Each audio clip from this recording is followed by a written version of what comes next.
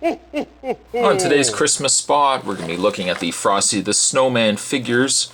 We're looking today at Jack Frost, featuring an animate Frosty, the wrong hat, and a removable cap. Ooh, interesting.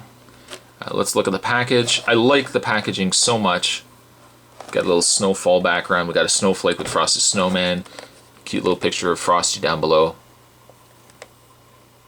Oh, he's so cute. On the back of the package, the other figures in this wave. You can collect all four. You got Parson Brown. Of course, we got Jack Frost.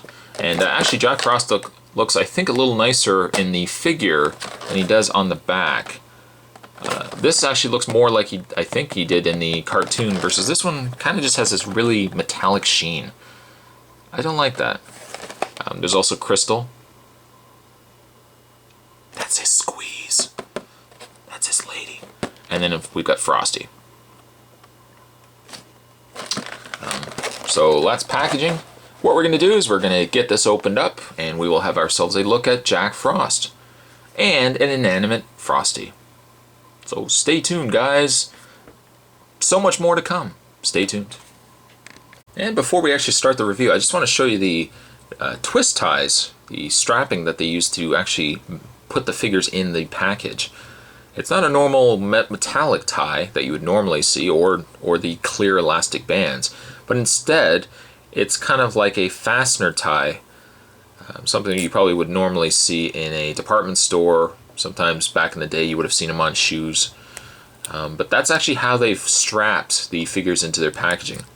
I just wanted to stop and I wanted to show you guys that. Kind of neat. Not always the easiest to get out, but certainly different. So that's out of the way. Let's have a look at the two figures. Well, let's start with Jack Frost. Why not, right?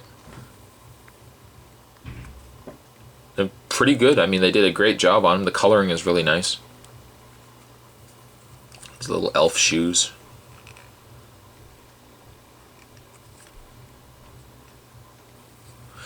Jack Frost has a removable hat that you can take off.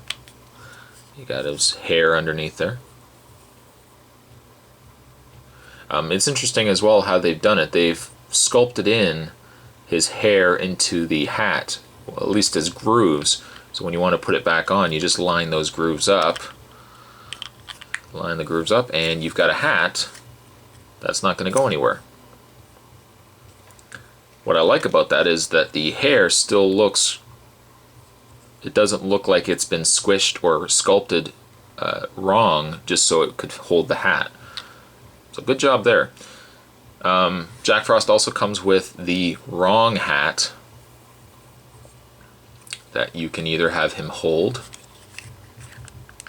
I believe you can actually have him holding it.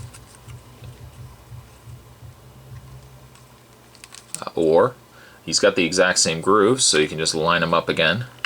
This one's a little harder to line up because the other one you could kind of match up the pom-pom on the side there. Let's see if we can get it to go here.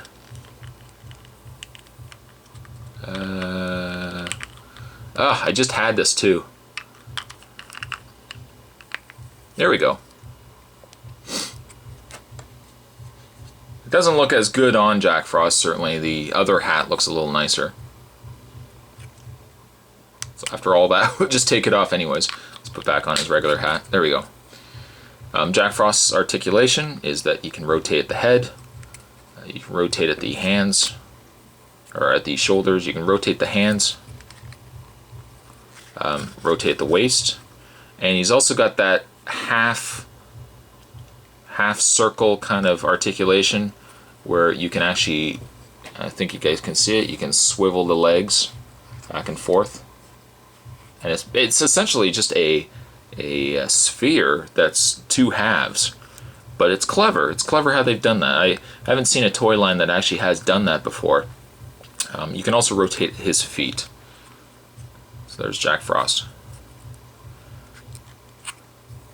Not to be confusing as well, this isn't the Jack Frost from the stop motion cartoon Jack Frost. This Jack Frost isn't very nice. So we'll put him down.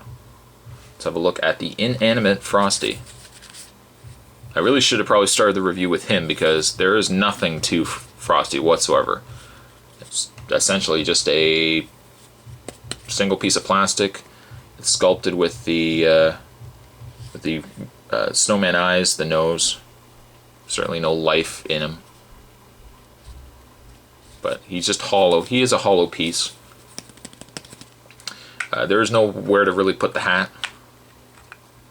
I guess you could kind of lay it on him, but it doesn't sit. This is probably a figure set that you don't necessarily have to get on its own, but if you do have Jack Frost, you have the inanimate Frosty, and you bring in the previously reviewed living Frosty, you kind of got yourself a cool little setup here. Sadly, being that he is kind of that off-white, he picks up like all the imperfections and paint from other things, such as the blue paint from, I can only imagine it to be Jack Frost is the culprit here. I don't know if that's going to come off. Doesn't look like it wants to.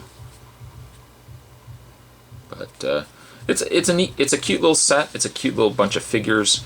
I won't pick up the Parson Brown or the Crystal. I'm not that interested in the Frosty figures to pick them up. But I'm glad that I've picked up at least the regular Frosty, and then as well as the two figures we were looking at here. If you want to call it a figure, it's more of an accessory. But we had the inanimate Frosty, and we were looking at the Jack Frost figure. That wraps up another Christmas spot.